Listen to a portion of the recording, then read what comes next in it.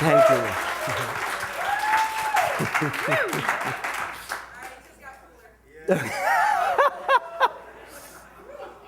Okay, so I just have to tell you, I love being a minister. I can get up on any stage, anywhere, and just talk. I just have that thing, I can just talk. Give me a topic and I can make it science of mind, no matter what. But when I have to get up on stage and sing something, certainly reveals something about me that I wrote, and then have to remember the lyrics, which I did almost good. But there's something in me that literally driving to Westlake this morning, I had to do this morning at 10 a.m., at 8:30 at rehearsal. Driving to Westlake this morning, I literally, in my heart, I was like, why did you decide to do this? Oh my God, you've got to, why do you do this to yourself? You know why? Funny you should ask. Because if we are not pushing ourselves out of what is comfortable, how are we going to grow? How are we going to expand? And I realize that I am so comfortable in so many things. How am I going to make myself even more uncomfortable so that I can expand more, I can grow more? Well, the best answer to that was write something with a rap in it. And I have to tell you, so when I said to Will, first I had to get Will and Nora's approval. And I said to Will, Will, tell me what you think about this. And I did it for him. And he went, no, before I did it, I said, there's a little rap section. He went, Dad. He said, really, you're going to rap? I don't advise that for you. He said, you are like the whitest person I know. And I said, well, Ice Cube, no, who's the guy? Vanilla Ice? What was his name? Who? Whatever. So, there you go. But then I did it for him, and he went, gave me a big thumbs up and went, eh. But then I did it for Nora, and she was like, Dad, oh my God. She, daddy's girl. So, thanks to the two of them, I decided to go ahead with this. But I want to tell you what this is all about. I talked about this morning, but I knew coming here tonight it would be even more emotional. So the title of my talk today is Change It Up. The theme for our month is Change It Up. Thank you. Are you here, Sandy? Thank you. That looks gorgeous. So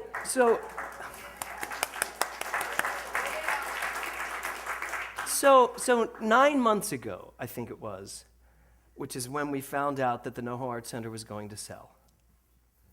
And when we actually heard the words, it's done, it's gone through, the building is sold, there was a moment in me of like, oh my God, now what? And that's really where this song came from. It's not like I'm going to quit being a minister. It's really was what's happening now, and I want to explain to you these lyrics. So just imagine sitting there and finding out that the NoHo Arts Center has sold. It's now time to find a new space for church, now time to find a new identity as not the owner of the NoHo Arts Center, as not the artistic director of NoHo Ace, open at the top, a whole new thing, a whole new world. Everything was going to change. So am I ready? Am I strong?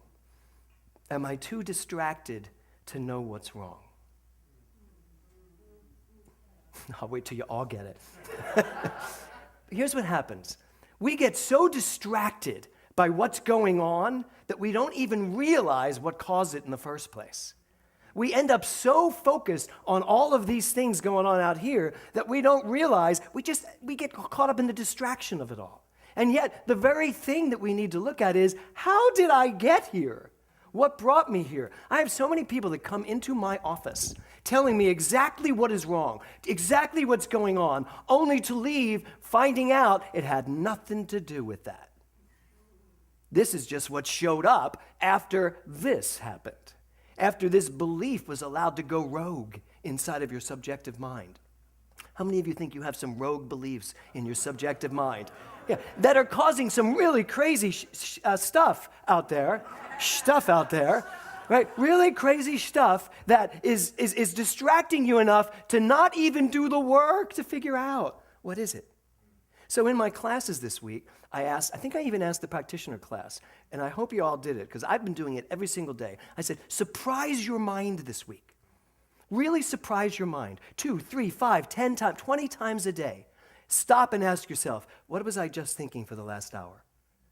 And then just see if that's what you want to live. I've been doing it. And there are moments when I go, okay, what was I just thinking for the last 2 hours? Oh my God, I don't want to live that.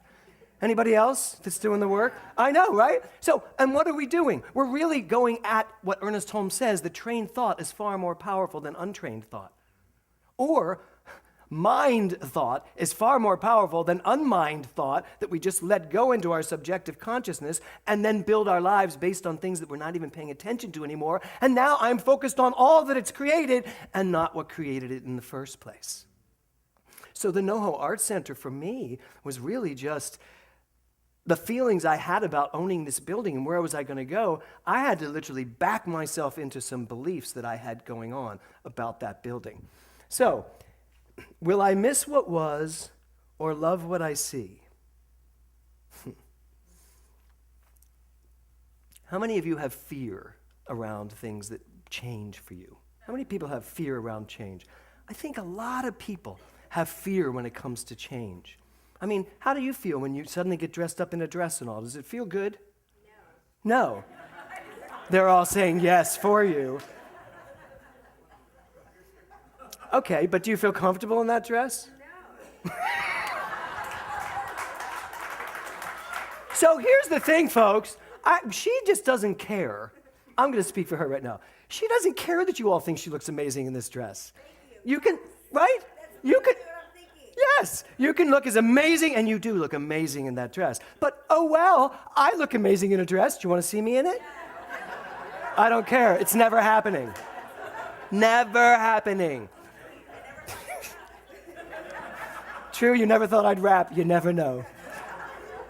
But that's really the thing. It doesn't matter what everything's going on out here. Where's your authentic self? Where is your authentic self?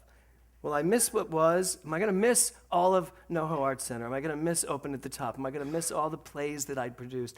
And the answer is I do miss a lot of that, but they're amazing memories. I look at Joe Jordan and, I look at Bob Morrissey and Kevin and Janet and Nancy wasn't, and Bonnie, all the people that worked in Don, all the people that did shows at the center.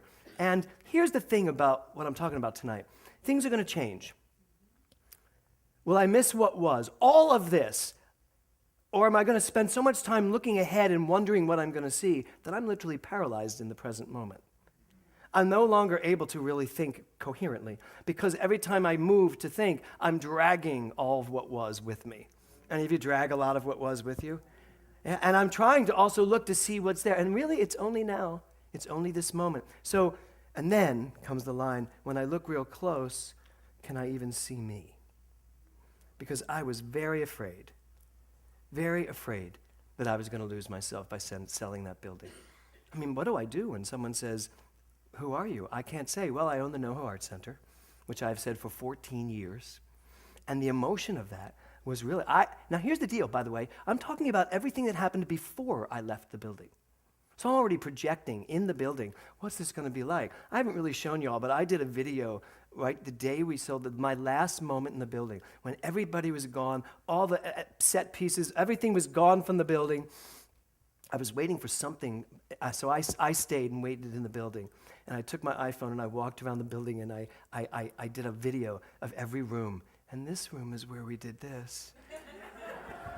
I did. I went to Sandy's room and I said, and look at the painting Sandy did. That's being demolished with the building. Yeah, I did the whole thing, and it was a beautiful, and then I did send the picture on Facebook of me and my feet. Remember the picture of me sitting at the top of the theater with my feet? If you're here for the first time, you're like, what the hell is he talking about? So what I'm saying is that being in the building felt one way, but the minute I sold the building and walked away from the building, everything changed. For the good. For good. As it always does, 2 points. Right? Yes. So, and I go back now, I drive by the building, which I did yesterday, and there's a big sign that says Global 2 Center, 10 a.m. tomorrow morning, and I'm like, not happening. But I don't have what I thought I was going to have. I don't have that emotion. I am not tied to that building anymore. I am not tied to anything. And that's what I'm suggesting for this month. For us to untie ourselves, to release ourselves from anything that's in the past and allow ourselves to really change it up. Something in you've tried to erase, knows deep down, you got to leave this place. So for me, it's the NoHo Arts Center. What is it for you? What do you need to cut free from? For me, it was really the NoHo Arts Center and the image I had of me as the owner of the NoHo Arts Center. I got to give it to my husband. He knew all along that that building did not define him. He was so easy and so free in the way he was able to walk away from that building. And I admire him and have such great respect for him for that. And I admire and respect myself for where I got to. I really do.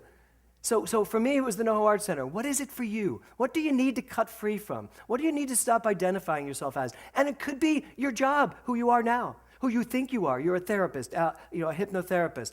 Cut free from that. That's just something you do, right? Cut free from everything. Even as I'm somebody's wife, cut free from that. I don't mean divorced, but unless that's what you need to do. Cut free from whatever it is that is holding you back, holding you hostage. Because the theme for this month is change it up. Yeah, really. Well, I'm about to change that. It is change it up. Now, you would think, what do you think U.P stands for?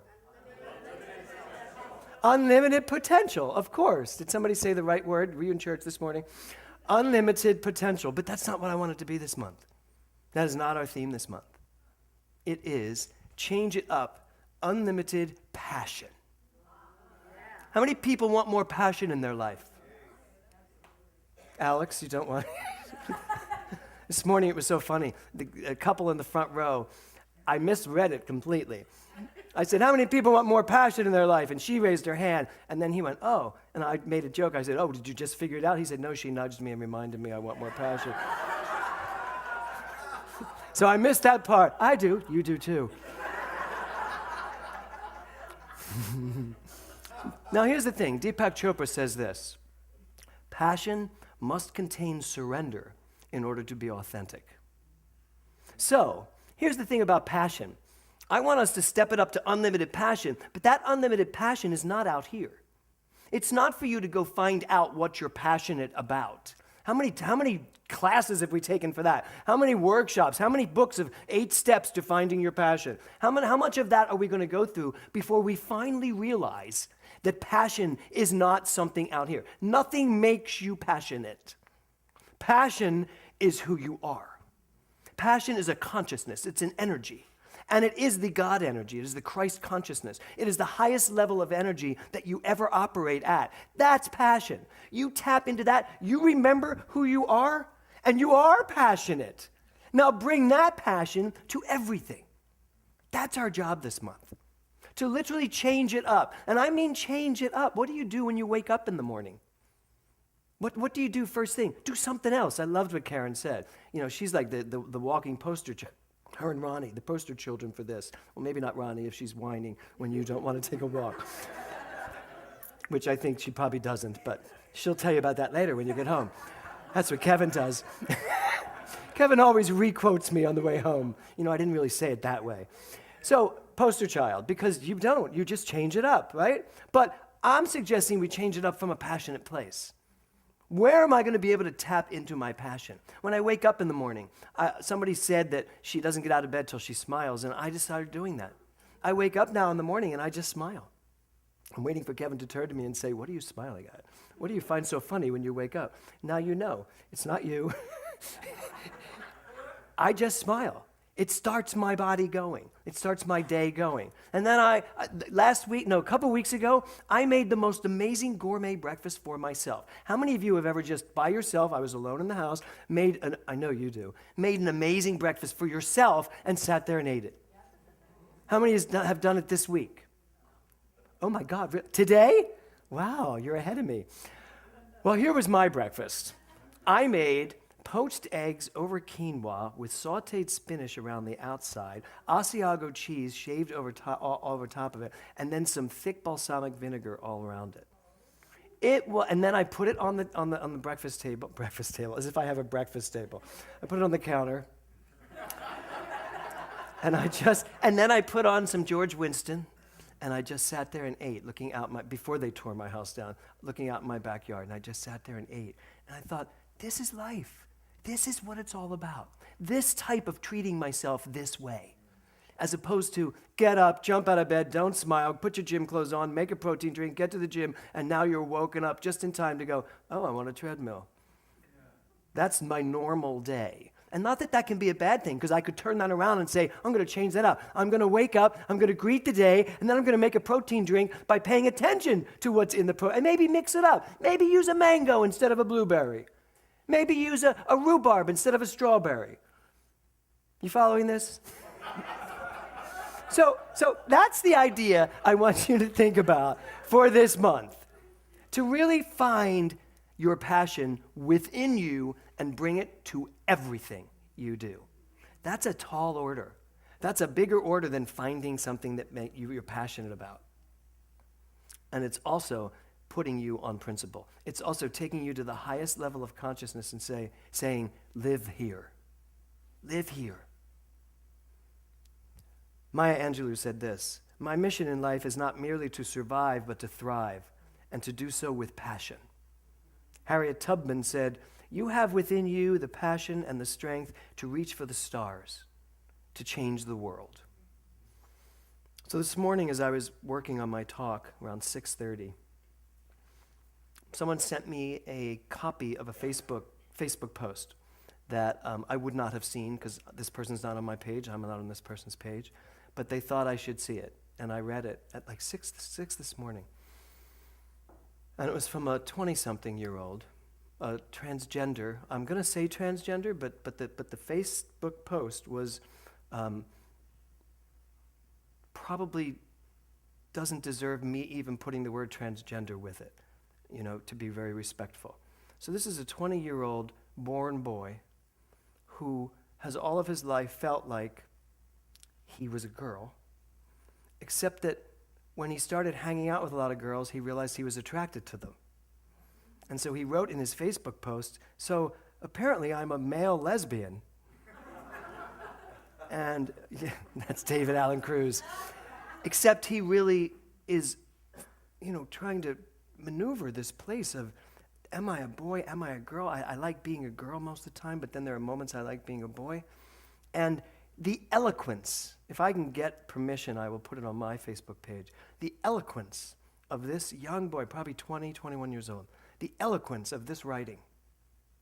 Someone who is dealing with basically something that none of us have ever had to think about, and yet, are we not all doing that ourselves? In constant search of, in constant reaffirming, in constant a quest to find our most authentic self, our truest self. And it doesn't have to be about gender or sexuality. Just my truest, most honest, my most authentic self. That's really what this entire teaching is about, getting us there. And this, reading his post on Facebook, really touched me about changing it up. And he said, and I'm tired of hiding, something, I'm paraphrasing, because I have a feeling he might get to watch this. I'm tired of hiding, I'm not going to hide, and I will talk to you about this if you want to talk to me about it. There are people that are very disrespectful to me, but there are people that are very supportive to me. But just know if I do talk to you about it, I am going to be guarded because I have to be clear and be safe with what's going on. And it was just so beautiful, and it reminded me of what this is all about that we're doing. He's not so different than you or than me. I know that I'm a man, and I like being a man, and I know that I like men and women, and I know that I'm married to a man. So as complicated as that sounds, it's simple for me right now. Are we willing to say the same thing when we use those three very powerful words that can divide an entire religion? I am God. I am God. Last night when I was at the ordination, there was a minister there who really questioned me on that and said, the I am God thing doesn't work because we are not God. And God is something that we must reserve for the highest and the whatever, however it was she said it. And I listened my blood was boiling, but I listened, and she said, I guess I'm just too close to my Lutheran roots. Now, this is a minister in our teaching. And I said, well, guess what? You need to cut those roots and pull them out of the ground and twirl them around your head and throw them over your shoulders. And then I stopped being patient. And I basically said, look, here's the deal. This understanding of who we are, we need to change it up. Because we're not going to find passion until we remember who we are. We're not going to find success the way we really can have success until we get really tapped into the truth of who we are. I said, I get that Ernest Holmes in the early part of the textbook said, we are God, but not all of God. He wrote that in 1927. In 1961, shortly before he died, he wrote in the seminar lectures, it is very clear, we are all that God is. So you can go back and quote me 1927. I'd rather quote 1961, understand the forward momentum of this teaching, change it up, grow it up, grow this teaching up, grow ourselves up. So, A.R. Rahman, Academy Award-winning composer of Slumdog Millionaire, he wrote this, success comes from those who dedicate everything to their passion in life. Success comes to those who dedicate everything to their passion in life. So, I'm going to suggest that this month we dedicate everything to the passion that is our life. Are you willing to try that this month? Yes. Really try it. Really, really try dedicating everything. That means you must surprise yourself a number of times a day. Ask yourself what you're thinking. Because if you're not thinking from the highest level, drag yourself back up there. Really. Get to that place, that highest level of consciousness. You will touch passion. You will touch inspiration. You will touch a part of you that maybe you've never known. And from that place in you, you will then be able to deal with every area of your life in a new and exciting way. Passion will live you. Passion will move through you. Passion will allow everything in your life to expand and explode. Finances, health, relationships, creative expression, all of it. Every single one of us can move it up a notch, yes? Yes. How high do you want to go? I'm going to ask you again. How high do you want to go? Okay, we can do that this month if you are willing to change it up to unlimited passion. You with me? Yes. Namaste.